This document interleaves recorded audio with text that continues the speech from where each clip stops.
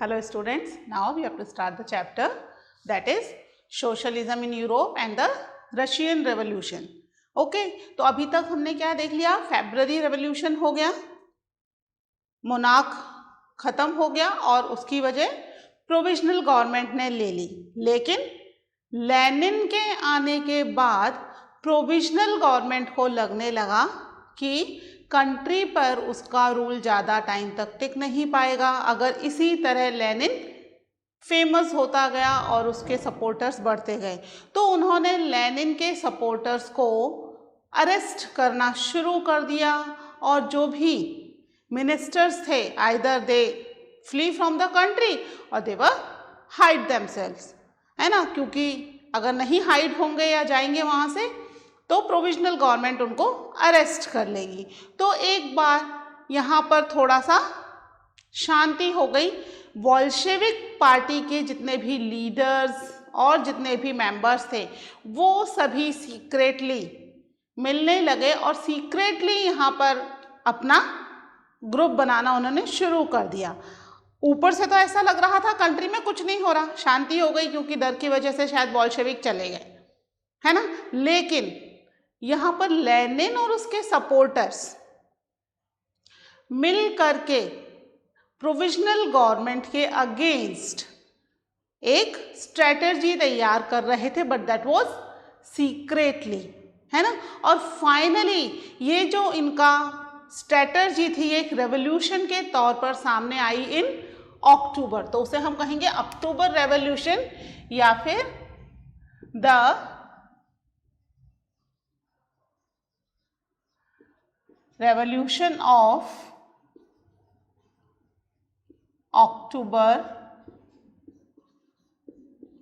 1917। ठीक है बच्चों, ये ध्यान रखना 1917 ही चल रहा है ना, और फर्स्ट वर्ल्ड वॉर भी चल रही है इस समय।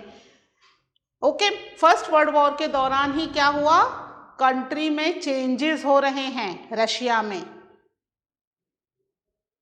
समझ में आ रही है ना चीजें। तो अभी 1917 में भी फरवरी में रेवोल्यूशन हुआ था जिसमें मोनार्क खत्म हो गया, लेकिन यहाँ प्रोविजनल गवर्नमेंट के एटीट्यूड से ऐसा लगने लगा कि अगर इसको कंट्रोल नहीं किया तो हो सकता है ये एक डिक्टेटरशिप कंट्री में इम्पोज कर दे,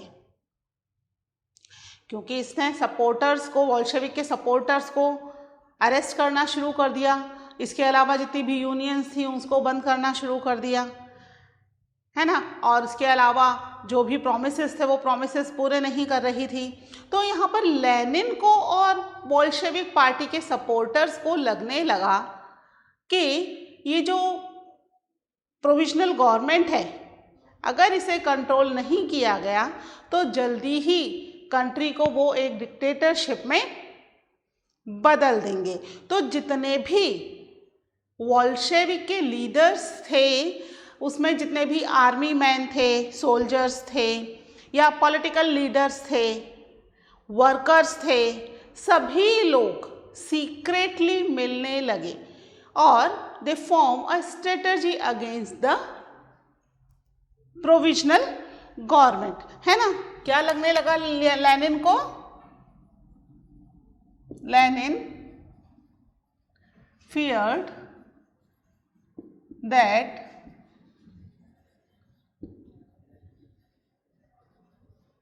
provisional government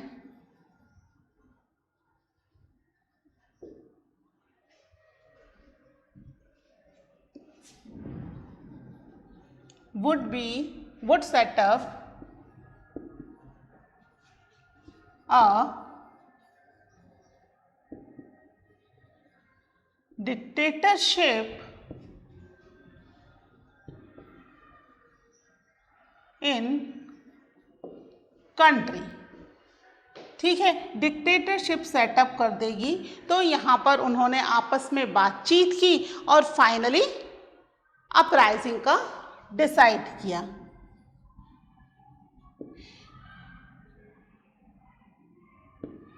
He discussed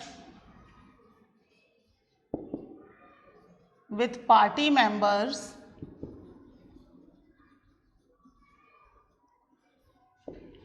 and decided for uprising, है ना। अपराइजिंग मतलब पार्टी को, प्रोविजनल गवर्नमेंट को खत्म करके एक नई गवर्नमेंट बनाई जाए। तो इसके लिए इन्होंने तैयारी शुरू कर दी। ऐसे ही अपराइजिंग तो हो नहीं जाएगी, इन्हें एक मिलिट्री चाहिए इसके लिए, और इनकी जो मेंबर्स हैं उसमें कई सारे सोल्जर्स और मिलिट्री पर्सन हैं, आर्मी पर्सन्स हैं। क्योंकि कंट्री में क्या हो चुका है, मोनार्क खत्म हो गया है और जो लोग हैं वो बढ़ चुके हैं। कुछ लोग प्रोविजनल गवर्नमेंट को सपोर्ट कर रहे हैं और कुछ लोग बोल्शेविक पार्टी को सपोर्ट कर रहे हैं। ठीक है, तो यहाँ पर 16 अक्टूबर को यहाँ पर इन्होंने एक डिसीजन लिया पेट्रोग्राद सोवियत के against. On 16 October Lenin persuaded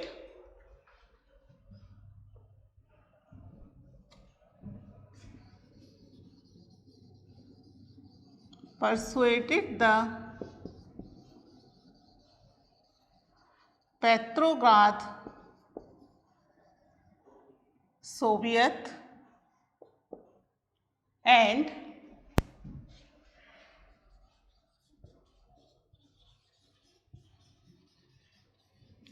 Bolshevik party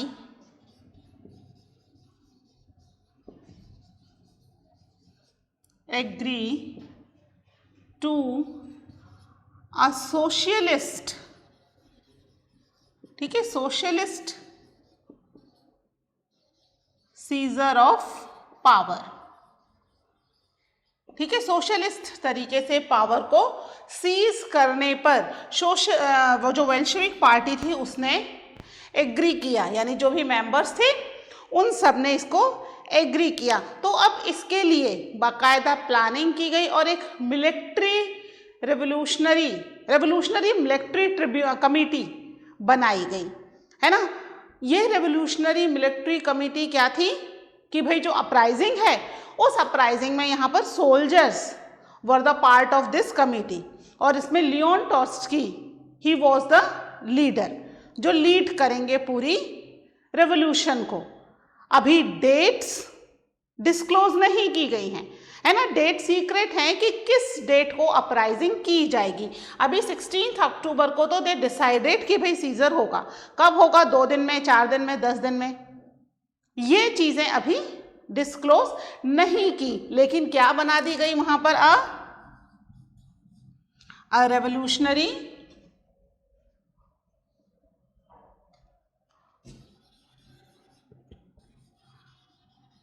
military revolutionary committee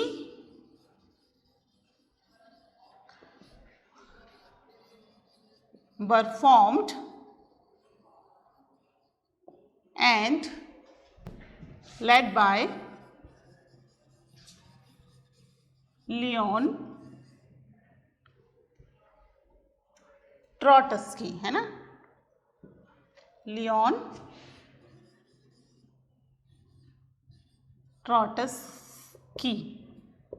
ठीक है, ये इसको लेड कर रहे थे, यानी कि जो भी सीजर होगा उस सीजर के ये कौन होंगे, Leon Trotsky was the name of the person जो उस रिवोल्यूशनरी कमेटी के हेड हैं, और जब भी पावर को सीज किया जाएगा तो उसको लीड करने का काम लियोन ट्रोट्स्की करेंगे।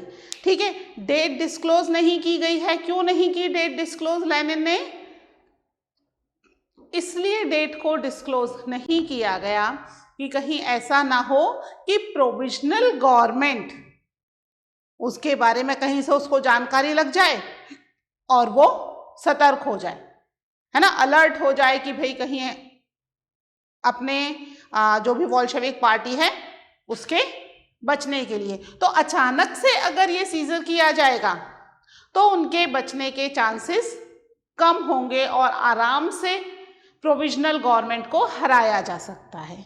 ठीक है, तो ये सीक्रेट डेट फाइनली जिस दिन अपराइजिंग करना था उस दिन ही डिस्क्लोज की गई, यानी 24 अक्टूबर में ही उन्हें पता चला मॉर्निंग को कि भाई आज ही हमें अपराइजिंग करनी है। ठीक है, तो फाइनली कब डेट, किस डेट में अपराइजिंग हुई? ऑन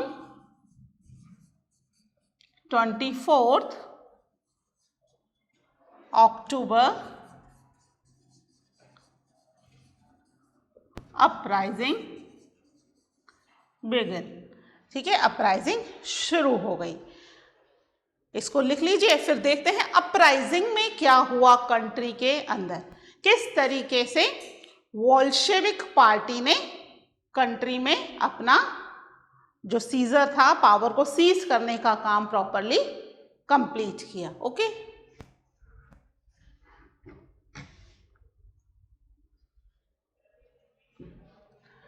ठीक है बच्चों, और ये ईयर ध्यान रखना, ईयर कौन सा चल रहा है अभी भी? इट इज 1917, अभी भी टाइम तो वही चल रहा है, 1917 का ही ईयर है ना। एक ही साल में रशिया के अंदर 2 रेवोल्यूशन हो गए। पहले रेवोल्यूशन में मोनार्क खत्म हुआ और दूसरे रेवोल्यूशन में कंट्री जो थी वो लेनिन के कंट्रोल में आ जाएगी अब। ठीक है, तो जो अपराइजिंग हुआ कब हुआ? 24 अक्टूबर 1917 को। ठीक है, अपराइजिंग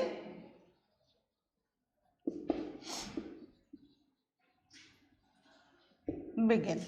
ठीक है, अपराइजिंग शुरू हो गया। अपराइजिंग शुरू होने के साथ ही सबसे पहले कंट्री के जो प्राइम मिनिस्टर थे केरेंस्की, वो कंट्री छोड़ के चले गए।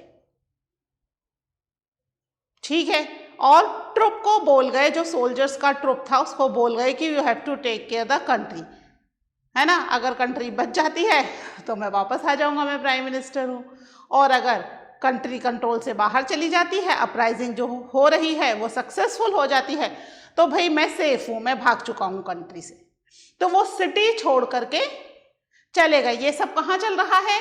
ये अपराइजिंग पेट्रोग्राद में, है ना, जो पहले सेंट पीटर्सबर्ग था और फिर बाद में उसका एक जर्मन नेम कर दिया गया पेट्रोग्राद। ठीक है, तो ये अपराइजिंग चल रही है पेट्रोग्राद में। ठीक है, क्या हुआ पेट्रोग्राद में? जैसे ही अपराइजिंग शुरू हुई, सबसे पहले prime minister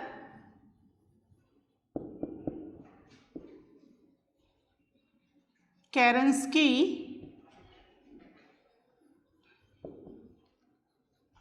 left the city. ठीक है, सिटी छोड़ के चले गए। लेकिन मिलिट्री ऑफिशियल तो कैसे होते हैं? दे आर फेथफुल, है ना, वो तो अब सिटी छोड़कर नहीं जा सकते, उन्हें सिटी में ही रहना है और इस अपराइजिंग को फेल करना है। ठीक है, तो यहाँ पर जितने भी गवर्नमेंट के मिलिट्री ऑफिसर्स थे वो इस अपराइजिंग को फेल करने में लग गए। सबसे पहले उन्होंने बोल्शेविक के जो ऑफिसेस थे, न्यूज़पेपर वगैरह जहाँ प्रिंट होते थे, 2 न्यूज़पेपर ऑफिसेस को उन्होंने अपने कंट्रोल में ले लिया, और इसके अलावा अपने खुद के टेलीफोन टेलीग्राफ डिपार्टमेंट को अपने कंट्रोल में लेना शुरू कर दिया, जिससे कि क्या हो कि वो बोल्शेविक पार्टी के हाथ में ना जा पाए और सेफ रहे। ठीक है ना, तो यहां पर क्या करा उन्होंने? Pro government troop. Pro government troop कौन सा है? ये गवर्नमेंट की तरफ से जो काम कर रहा है। गवर्नमेंट किसकी है? प्रोविजनल गवर्नमेंट, है ना। तो प्रो गवर्नमेंट मतलब प्रोविजनल गवर्नमेंट का ट्रुप है। उन्होंने क्या कर लिया? Were sent to take care telephone and telegraph offices, ठीक है, टेलीफोन और टेलीग्राफ ऑफिसेस को कंट्रोल में करने के लिए भाई भेज दिया गया, टेक के नहीं, टेक ओवर होगा, सॉरी, है ना, take over telephone and telegraph offices, ठीक है, इनको अपने कंट्रोल में ले लिया जाए, कहीं ये कंट्रोल से बाहर ना चले जाएं। इसके अलावा and protect winter palace. Winter palace क्या है, याद है विंटर पैलेस? अगर हम ध्यान से पढ़ रहे हैं चैप्टर तो विंटर पैलेस तो याद होगा। क्या है विंटर पैलेस? जहां पे जार निकोलस सेकंड रह रहे थे, है ना। अब क्योंकि जार का रूल नहीं रहा तो विंटर पैलेस भी किसके अंडर में आ गया? प्रोविजनल गवर्नमेंट के अंडर में आ गया। तो ये एक बड़ी और इम्पॉर्टेंट बिल्डिंग है विंटर पैलेस भी। तो विंटर पैलेस को प्रोटेक्ट करने के लिए टेलीफोन टेलीग्राफ, जिससे कि कम्युनिकेशन बना रहे, है ना। टेलीफोन पहले यही कम्युनिकेशन के मीन्स थे, इसके अलावा कुछ आज की तरह मॉडर्न मीन्स तो थे नहीं। तो यहाँ पर इन्हें कंट्रोल करने के लिए भेजा गया कि जितनी अपने ऑफिसेज हैं उन्हें हम कंट्रोल कर लें, और जो वॉल्शेविक के ऑफिसेज हैं उस पर भी अपना कंट्रोल कर लें, जिससे वॉल्शेविक्स आपस में कम्युनिकेट ना कर सकें। लेकिन यहाँ पर वॉल्शेविक के जो मिलिट्री ट्रिब्यूनल था उसने बहुत ही क्विक रिस्पॉन्स दिखाया, और उस क्विक रिस्पॉन्स का असर ये हुआ कि ये जो टेलीफोन और टेलीग्राफ ऑफिसेस को इन्होंने कंट्रोल करना शुरू किया, इसे इन्होंने अपने कंट्रोल में ले लिया, ठीक है। यहाँ पर फाइट हुई और जो ऑफिसेस बचाने की कोशिश कर रही थी प्रो गवर्नमेंट, उसे उन्होंने अपने कंट्रोल में ले लिया, और साथ ही जितने भी मिनिस्टर्स वहाँ मिले उन सबको भी अरेस्ट कर लिया, ठीक है। अरेस्ट क्यों कर लिया? अगर खुला छोड़ देंगे तो फिर वापस नई स्ट्रेटजी बनाएंगे, तो इसलिए अच्छा है उन्हें अरेस्ट कर लिया जाए, ठीक है। तो यहाँ पर क्या हुआ इसमें? In response, military revolutionary committee,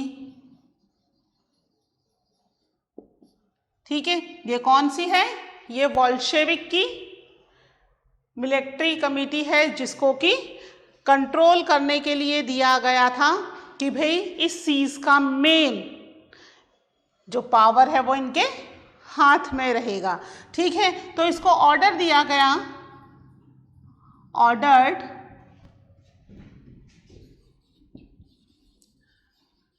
to control government offices and arrest ministers, ठीक है। क्या कर लिया जाए? जितने भी गवर्नमेंट ऑफिसेज हैं उन्हें अपने कंट्रोल में ले लिया जाए, और जितने भी मिनिस्टर्स वहां मिल रहे हैं उन सबको अरेस्ट कर लिया जाए, जिससे कि कंट्री को अपने कंट्रोल में लेना ज़्यादा आसान हो जाएगा, ठीक है। तो ये चीज़ें क्विक रिस्पॉन्स हुआ, बहुत फास्ट रिस्पॉन्स हुआ, और यहाँ पर इन्होंने जितने भी गवर्नमेंट ऑफिसेस थे उस पर अपना कंट्रोल करना शुरू कर दिया। साथ में विंटर पैलेस को भी तो प्रोटेक्ट कर रहे हैं, तो हमें विंटर पैलेस भी लेना है। और आपको पता ही है कि कंट्री जो है वो नेवा रिवर के थ्रू दो पार्ट में बटी हुई है, ठीक है। रिवर है ना यहाँ पे बीच में, रिवर नेवा हमने पढ़ा था। तो एक साइड में कौन से थे? वर्कर्स थे, और एक साइड में कौन थे? Rich people. हमने देखा था पहले ये। तो जो अपराइजिंग हो रही है वो यहां से हो रही है ना। वर्कर्स एरिया में सीक्रेटली सब कुछ डिसाइड हुआ है, और फाइनली अब पावर को सीज किया जा रहा है, ठीक है। तो यहाँ पर विंटर पैलेस को कंट्रोल करने के लिए रिवर नेवा के थ्रू एक शिप आया। शिप का नाम था द अरोरा, ठीक है, the Aurora ship sailed to Winter Palace. ठीक है, फेमस हो गया ये शिप क्योंकि ये विंटर पैलेस की तरफ गया। ठीक है, कई बार ऑब्जेक्टिव टाइप में क्वेश्चन आता है ये कि भाई विंटर पैलेस को कंट्रोल करने के लिए कौन सा शिप सेल किया गया, तो that was the Aurora ship. ठीक है, तो ये अरोरा शिप जो है ये विंटर पैलेस को कंट्रोल करने गया। इसके अलावा और भी वेसल्स थे, और भी शिप थे, वो और इम्पॉर्टेंट स्ट्रेटेजिक पॉइंट जो थे, जैसे ड्यूमा का ऑफिस है या और दूसरी पॉलिटिकल बिल्डिंग्स हैं, है ना, न्यूज़पेपर के ऑफिसेज हैं, इनको कंट्रोल करने के लिए सेल किए गए। तो फाइनली हर तरफ से गवर्नमेंट को कंट्रोल करने की कोशिश की जा रही थी। ठीक है, तो अरोरा शिप वहां गया और दूसरे शिप कहां गए, other ship sail to control other strategic points. ठीक है, दूसरे स्ट्रेटेजिक पॉइंट्स पर उनको कंट्रोल करने पर उनको लगा दिया गया कि भाई आप वहां जाकर के इनको कंट्रोल करो। ठीक है, और फाइनली नाइट होते होते तक बोल्शेविक पार्टी के मेंबर्स ने पूरी कंट्री के ऊपर अपना कंट्रोल कर लिया। ठीक है, by the nightfall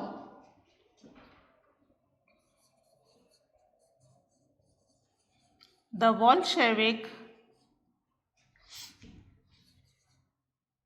Bolshevik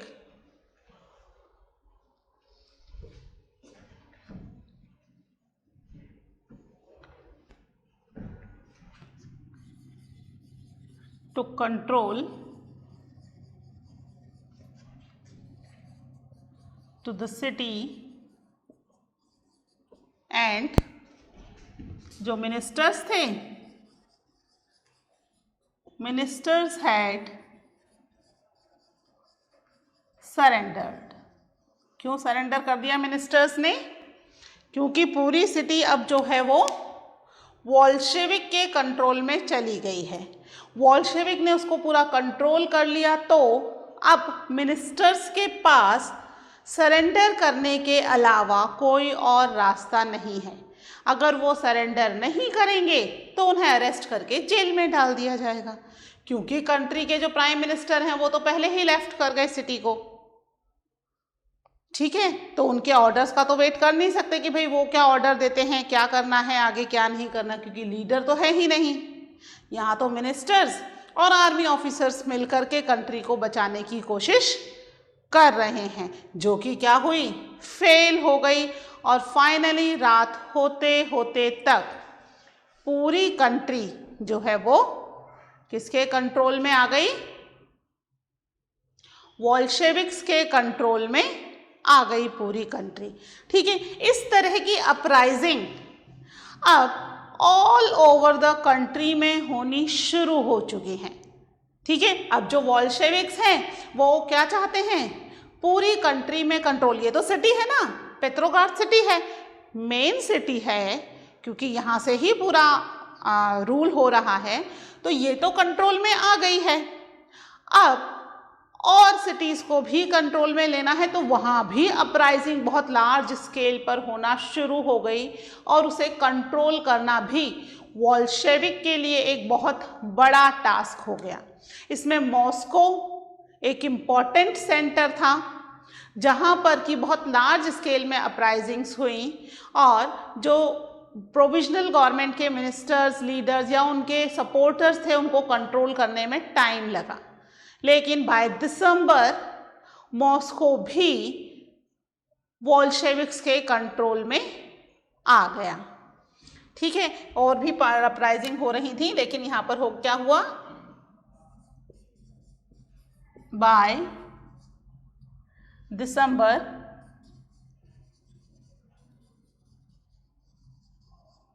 'Bolsheviks controlled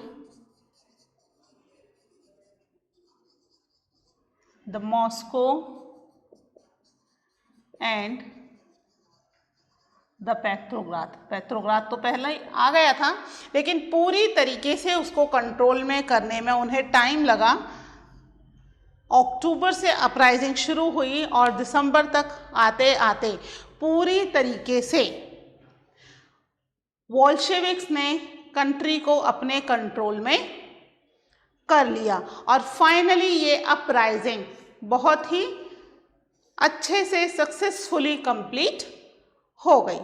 ठीक है, तो हम पढ़ चुके हैं एक ही साल में रशिया के 2 रेवोल्यूशन। फेब्रुअरी रेवोल्यूशन हमने देख लिया and this is the October revolution. ठीक है, दोनों रेवोल्यूशन कंप्लीट हो गए। अब हम देखेंगे इसके इफेक्ट्स क्या हुए या क्या चीजें चेंज होती हैं after October, but that we can study in the next lecture. Okay, till then, take care. Bye.